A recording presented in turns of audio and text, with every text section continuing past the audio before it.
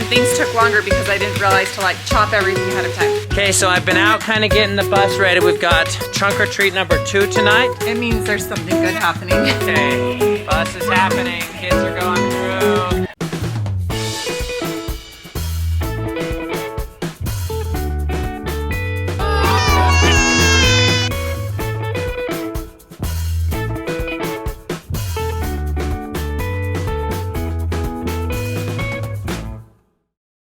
Welcome to the vlog today.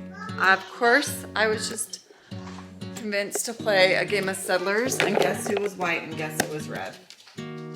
Frankie. He won again. Yes, that's twice in a row I've lost to a 3-year-old on this game that I just taught him how to play. I am trying. I am trying. Are you fully potty trained now? Yeah. Yeah, he is. He is a champ. Let's put Settlers back away. How come you keep winning me at this game? When did I do? Because you do? Yeah. Because isn't even a word. You can't even speak proper English and you win me at this game. It's actually super complicated. How is that possible? I don't know. Okay, what's it? The other day when I was talking to Frankie, we were arguing and finally I just said, prove it, and he said, where? You funny. We keep one game and then we just left. We have to clean up. And now. Oh, that goes in. So update on this dog door right here we had. We took it out because it was so cold outside and it was leaking air through the side because this seal right here couldn't be sealed if it's open. So air was just coming in the house. So in the winter, I think we're gonna have to only pop it in when we like really have to. We're gonna be gone for like longer than a couple hours. Otherwise, they've been asking to go in and out. This morning was kind of crazy. I took Ender and Evie and Frank to Ender's orthodontist appointment. We had to be there at like 8:30, and then I got there at 8:30 after waking the kids up and getting them out of the house early. And they were like, "You're not supposed to be here till 9:10," and I was like, they were so awesome. We go to Johnson Orthodontics in Daybreak. They were great. They like totally fit us in anyway early. And then we were able to get out of there and get the kids to school only like 30, 40 minutes late. So that was a win. And then now we're just, Mommy, I need to make pozole again. What? Oh, you it's bumped your still head. cold. It is still cold. Okay, guys, we're watching here. We got cement prep. Big truck. We got one thing That's of friends with Matt. rocks, and here we go. It's going up Digging there, dirt. Frank's. I wish we were there to see it in person, but on camera, It's going up. digging dirt, dumping the dirt. Here comes Frank.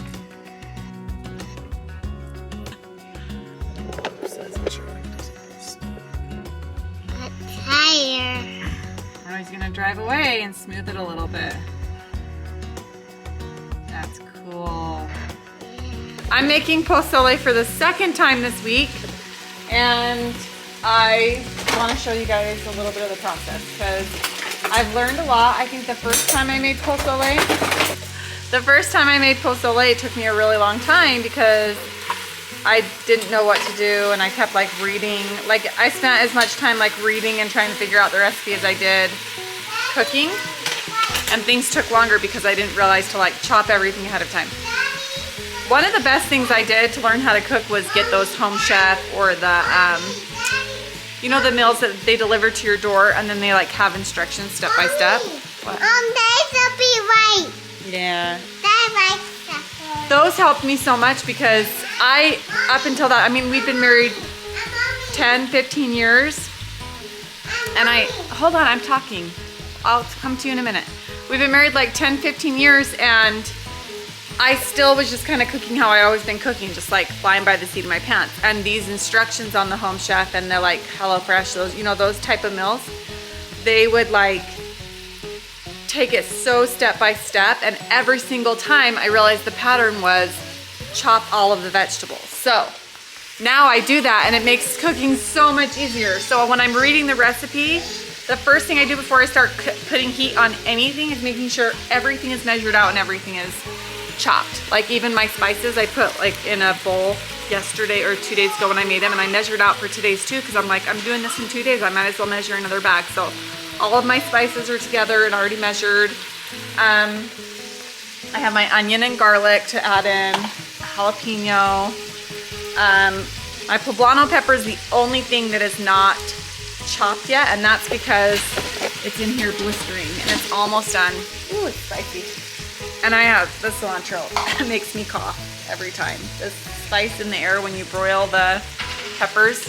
Woo! So, and I have this set out too, because as soon as those peppers, the poblano peppers, come out of the oven, you got to put them in a glass dish and seal it with saran wrap and let them sweat for like 20 minutes.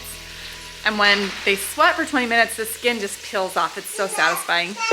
So that's like the steps of this recipe that makes it so much easier. Is chop everything first, measure out all your spices in a bowl, chop your meat, make everything ready, and then you can start cooking. So I threw the peppers in the oven and the bacon is sizzling.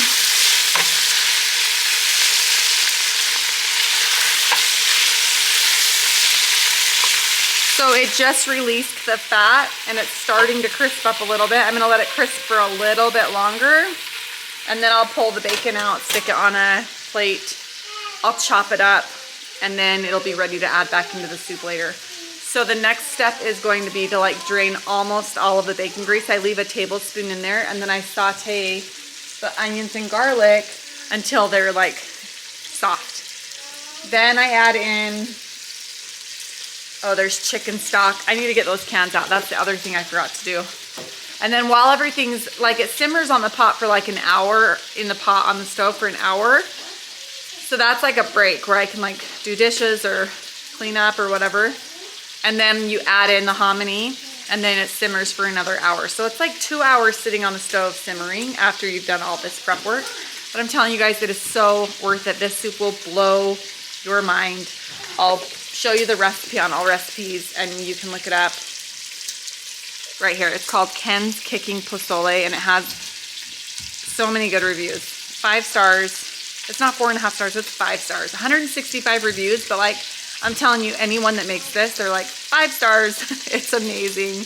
I have one more thing to tell you that I do to it to make it just over the top good.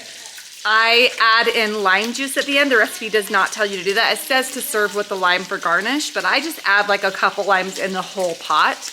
And then I also do a garnish of the lime. It just makes it so good. So trust me on that one. And then,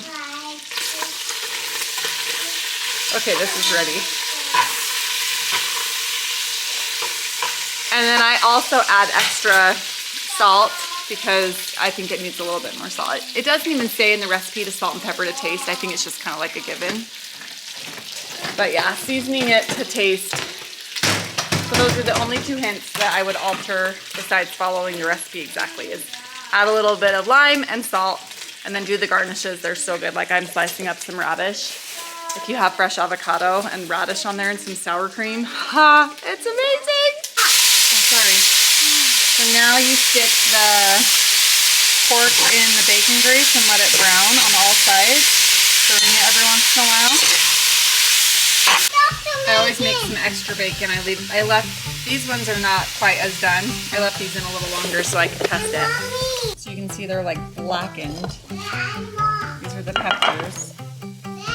And you are getting bullied into playing a game you don't want to play.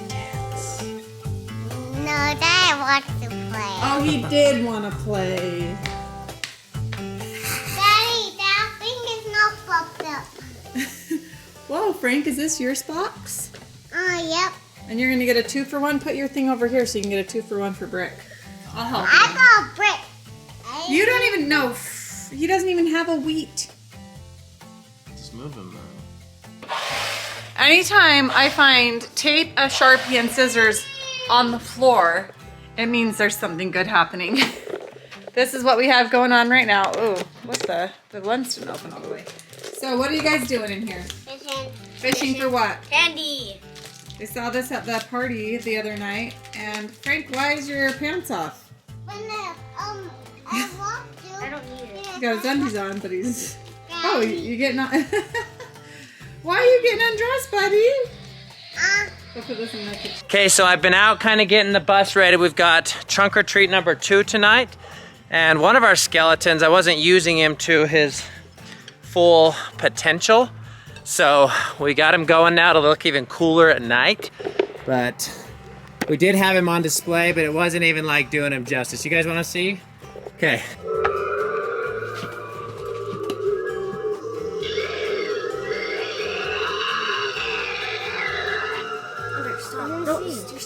Going through. Look at that, huh? Come on, that's cool. I forgot about this. And I think it just stays low-lying because it's low-lying fog and it's a little did you get the dry ice? The dry ice went away. That's creepy. That's cool, right? Yeah. There's EB. Is that cool, Frank? Yeah. Okay, we're throwing some costumes together. I'm bringing out David Bowie again. This is a... I did pass that out, so I'm just gonna bring in a chair just in case. And I'm gonna shut the heat off because it got really hot when I was fainting. Okay, we're just doing a quick version of it, and here we go. Why are you passing out already? What is wrong with you? Wait, why would he pass out? It wasn't related to the makeup.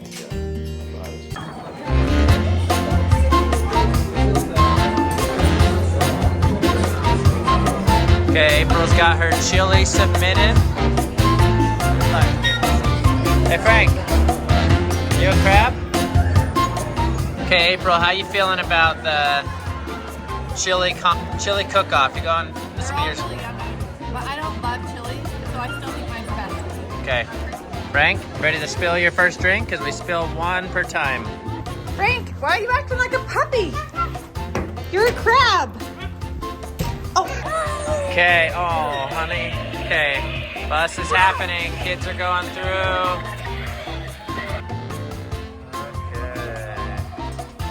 Okay, party bus is happening. It's a hit. Everybody's having fun. Oh, here comes Frank. Frank, you made it. Here's your glow stick.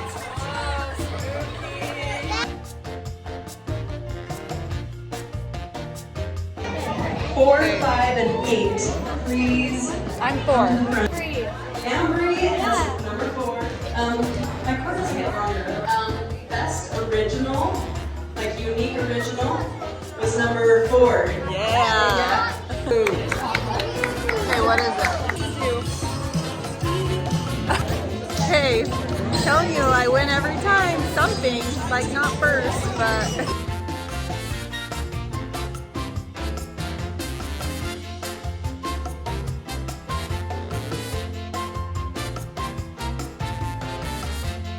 Okay, it's time to go trick or treat. Look, Santa's here. Okay, Frank, you have to say trick or treat and thank you when they give you candy.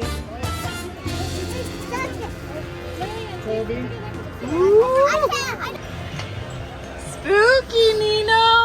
Ah!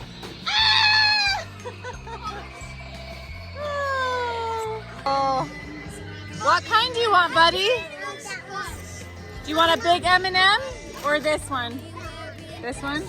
Thanks, guys. There's another one right here. Hey, honey, what are the results of the chili cook-off? I wasn't in there. I was getting the bus set up. I did win. They didn't do first, second, and third, but I was announced second, so I think it was like second place. Yeah. I won for most creative original. Fake, that's first place. But then no, because the first place was best tasting overall. Who stole my shirt? Okay. And then the guy that was judging was like, that tasted like I was eating a street taco in a soup. Like, what was that? I said, you haven't had pozole before? He's like, no, what's pozole? And I was like, that's pozole. Okay, super fun night. Yeah, definitely new tradition with the bus, and I think we might try to run it on Halloween too. There was a lot more kids at this trunk or treat, and a bunch of them just volunteered to scare people for a while. Evie didn't like having the scarers in there. She thought she knew every inch and corner of the bus because she'd seen it in daytime. There were kids scaring and being crazy, but it was a fun night, and we're gonna end the vlog now. Talk to me, Frank. What? I done mommy's that, and I started crying and I was not in mommy's phone. Oh, you was crying? Yeah, mommy's phone and I was not that. Yeah. All right, guys, that does it. Thanks so much for coming along. I have some makeup to get off me, too. Thanks for watching. Find good in everything. See you tomorrow. Bye-bye. Find good in everything.